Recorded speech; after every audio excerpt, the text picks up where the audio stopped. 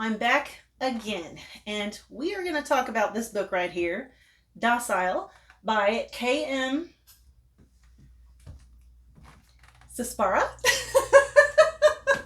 Okay. One of these days, I'm going to start looking up the author's names for the correct pronunciation before I start the video.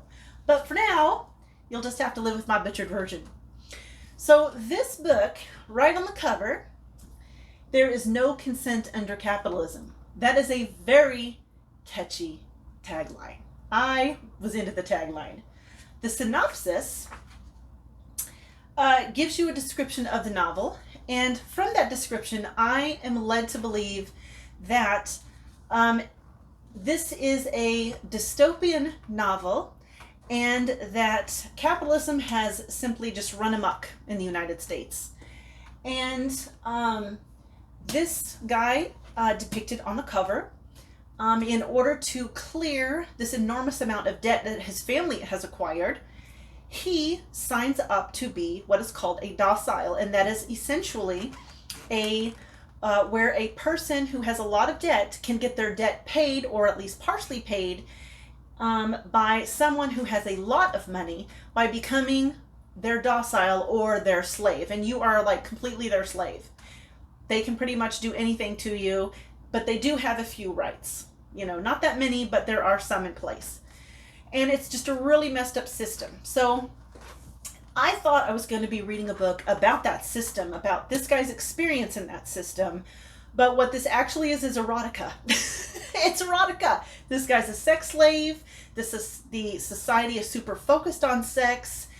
Everything just seems to be about sex through the whole novel. Now, that's fine. You know, I read erotica a couple times a year, but I have to be in the right mood for that. And I was not in the mood for erotica. I wanted to read what I thought this book was. I wanted to read about some, messed up political system and a future that has kind of fallen apart. So, yeah, I was just ragingly disappointed with this novel. I was so disappointed. I read the whole thing. I did consider DEF in it, but I was buddy reading this with my mom. She didn't make it through the novel. Now, I make it sound really bad, but if you want to read an erotica, this would be a really good erotica novel. It's an excellent erotica novel, I thought. The sex scenes were very well written. I thought the book was, the writing wasn't super fantastic, I didn't feel, but I thought it was pretty good, It was fine. Nothing wrong with it. But it absolutely was not what I was looking for. Now, this is probably partially my fault. The synopsis does mention sex, but it doesn't seem to be the focus of it. And if I had actually scrolled down the Amazon page to read some of the reviews that were quoted, I would have figured it out pretty quickly. Like, listen to this one. This one is also on the Amazon page. This is what 50 Shades of Grey could have been if only it had been more brutally honest with itself. Jen Lyons. Yeah, I should have read a little further. I didn't, though. So, the things I did like about this book were this system that this author has painted. It's a pretty conceivable system, or a pretty conceivable future, with the exception of all the sex stuff. I'm not really buying into all that. But, the system itself I thought was very believable. And I thought it was a really interesting conceptualization of a future. So it did have that going for it.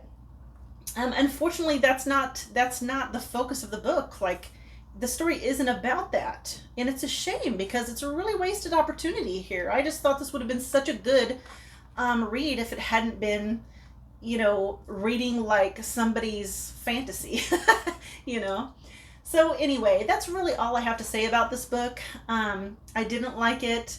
I only gave it 2 stars.